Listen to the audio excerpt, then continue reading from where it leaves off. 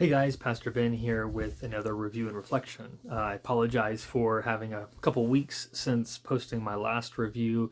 It's been a crazy year so far, just beginning 2024, but had sickness we were dealing with, family in town, some other things to attend to, and so it's been longer than I would have hoped before I could put another review together, but I have still been reading in that time and want to record a review today about an excellent audiobook that I listened to at the end of this last year called, and I'm going to have to look over here to get the name, The Power of Trees, How Ancient Forests Can Save Us If We Let Them. It's a book I listened to, an audiobook, as I was working out, so I don't have a physical copy to hold up, but it's written by this gentleman, Peter Wohlleben.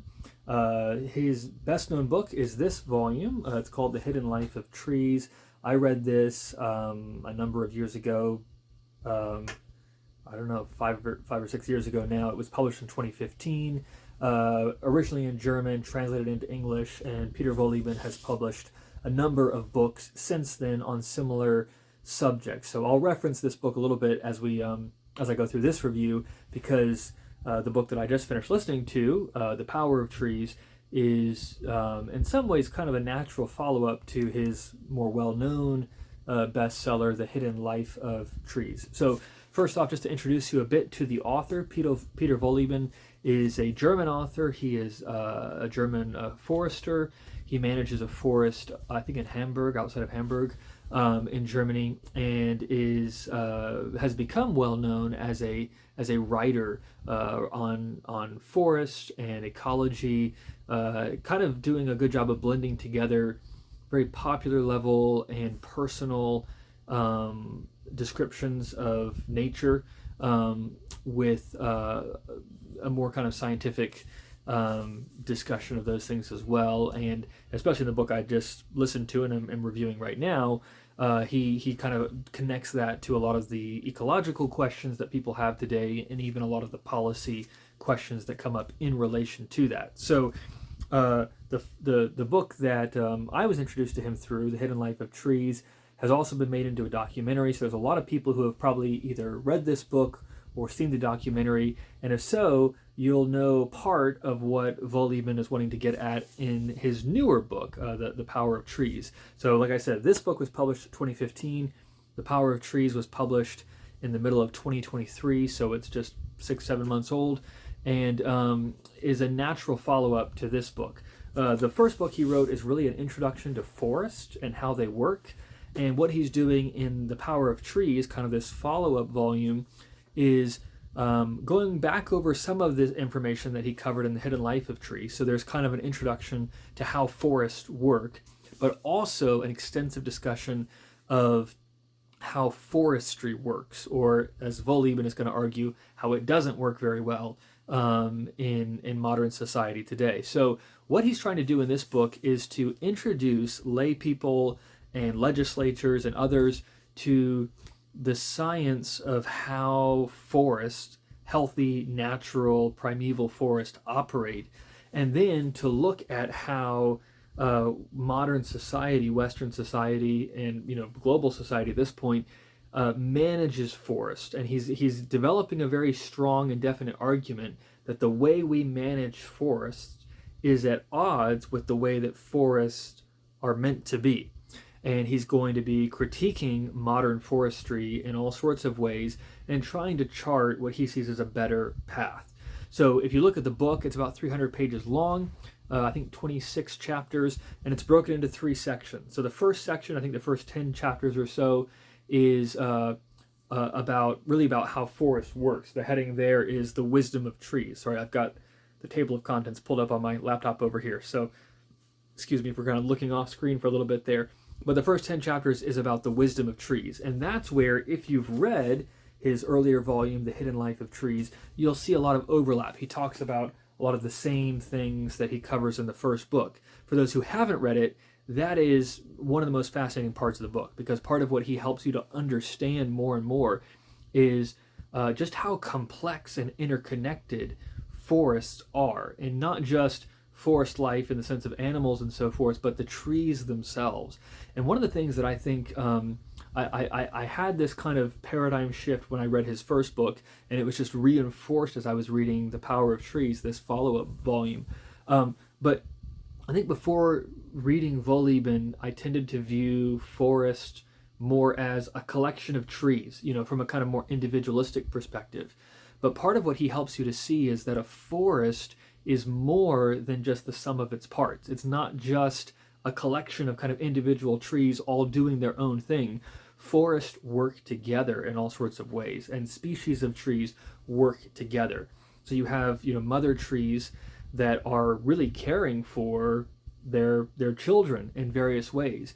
There's all sorts of complex relationships between parent trees and their children, and there's been a lot of discussion. If you follow these circles at all, you've probably seen some of the research that's come, especially out of Canada, on what's called mycorrhizal fungi. So these are fungi that they have this symbiotic relationship with trees and plants in general, where they help them to communicate and pass on information and nutrition and various things between trees. So what that means is that these forests really are working together in various ways, and it's very complex what's going on. This relationship between different trees, between different species of trees, between trees and the soil and the fungi and bacteria that are in the soil. Of course, in forests, it's more fungi than bacteria. And so Wohlleben is just kind of taking you on a tour of those things and helping you to kind of get inside the inner workings of a forest and to see the incredible complexity that is there and how fine-tuned everything is. He has a particular attention to the way that forest works in relation to the weather. Of course, climate is something that is in the news a lot and can be controversial in various ways, but it shouldn't be controversial to observe that the climate is changing, as we have seen it do throughout history in various ways in the past, and that has big implications for different species, for human society and culture, and for the relationship between humanity and nature in all sorts of ways. And so Wohlleben is drawing out some of that and just reminding us of what we all know, which is that trees are very important to the way that not just a forest works, but to the way that the world works, to the way that, the context in which our society lives works. You need trees for that oxygen, but even more than that, it's not just about carbon footprint, although he'll talk a lot about that throughout the book, but it's about understanding the way that trees and forest in particular, again, can either help or hinder stable weather patterns, rainfall, humidity, temperature, all of those kinds of things. And so again, in those first 10 chapters, he's really just kind of walking you through a number of the scientific studies that have been done to help you understand how amazing trees are and how forests work, that they're more than just the sum of their parts. It's something bigger and more beautiful and complex. And so that part is absolutely fascinating, and again, will feel familiar to people who have read Wohleben's other work. Where he goes from there in the second part of the book, and I think that's about 12 chapters, so he has 10 chapters or so on the wisdom of trees, as he calls it, how forest works, and then he has about 12 chapters on how forestry works, which of course is the human discipline, and not just discipline, but kind of industry of managing forests, caring for trees, managing forests, and particularly using them for lumber and resources and things like that. And so what he does in that section is to introduce lay people to how forestry operates, traditional or modern forestry. And it's incredibly eye-opening, because once you've kind of walked through a forest with him as your guide as to how things do work in nature and how things should work in nature, he then kind of brings you into the realm of forestry to begin to see the huge gap that there is between the way that forests naturally want to operate and the way that we try to run forest. And you really begin to see that the model or mindset guiding modern forestry has a lot more in common with the factory or with modern agriculture than it does with anything that you see in nature. So one of the most obvious examples of that is you're just driving around. You can look out your window and you can see this, that in a primeval forest, in a natural native forest, You're going to have a diversity of species. You're going to have species that are native to and adapted to the environment and place that they're in. And you're going to have a whole network of relationships as these trees are working together. Trees of various ages, various species, various placements, all of that, right?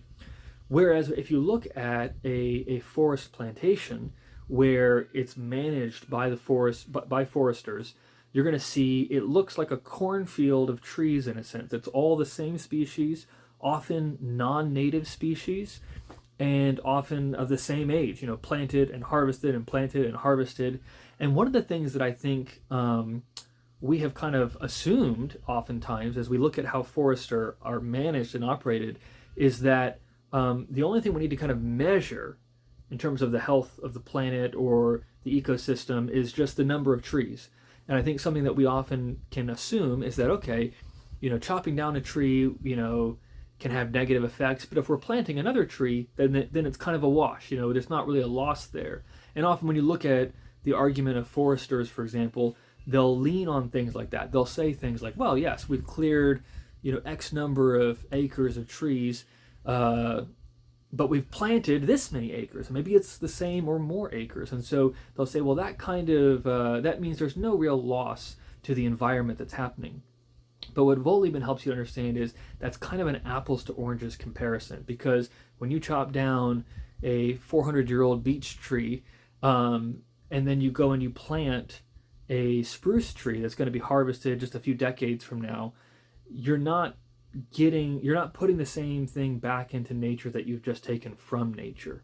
And especially when you're clear cutting whole sections of forest and then putting in a plantation of, you know, standardized non-native species that are going to be harvested within a few decades, there's no comparison there, right? It's not an apples to apples comparison. It's you're taking out one thing and putting in something completely different, and you're not getting all the benefits that you have lost by chopping down or clear cutting primeval forest. And that's really his concern, is that the way that modern forestry operates, really it's kind of taken its playbook from modern agriculture, which we're seeing all sorts of ways in which, you know, that kind of modern massive farming, monocultures leaning heavily on chemicals and things, can have all sorts of downstream effects and can open it up, you know, farmers to being more susceptible to diseases and things. We see the same thing in forest.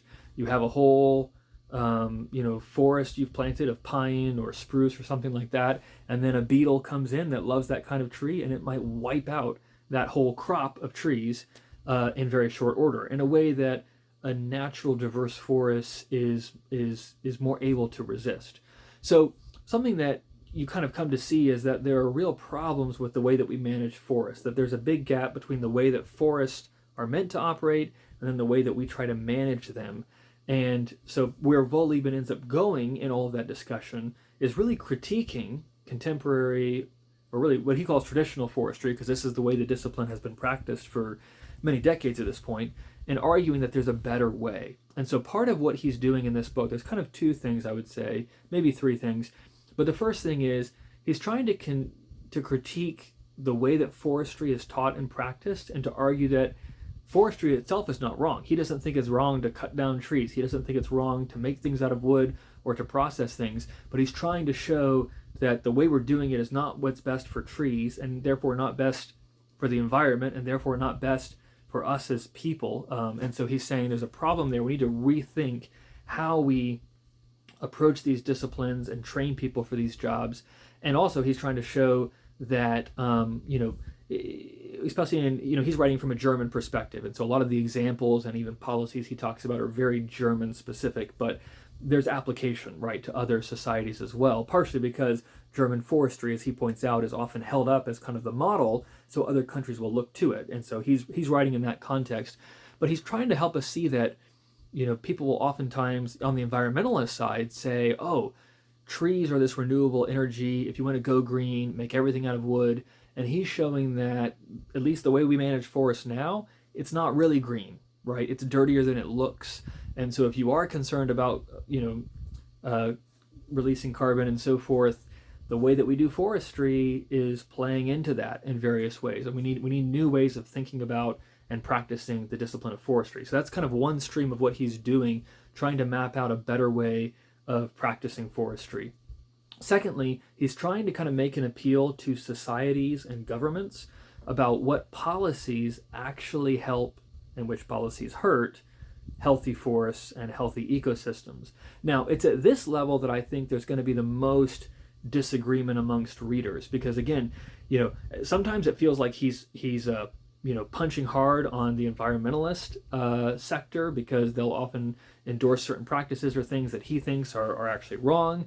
And so some people who are very much proponents of renewable energy might disagree with Wohlleben on that vantage point. Others who are more, especially in American context, those who are in a more kind of conservative standpoint, more skeptical about the legitimacy or value of government making policy in some of these areas, are going to be very uncomfortable with some of the things that Wohlleben argues for in terms of, whether that's penalties for traditional forestry or whether that's incentives for taking a more natural approach. And again, part of what he's kind of arguing is, and I'll get more into this later, is just to take a step back from forest and to let them do what they're made to do. It's sort of saying, hey, look, and that's kind of the subtitle of the book, comes from The Power of Trees, how ancient forests can save us if we let them. He's kind of saying we have all these problems, and we assume what we need is more of our management to deal with those problems. But he's saying, really, we've created a lot of the problems.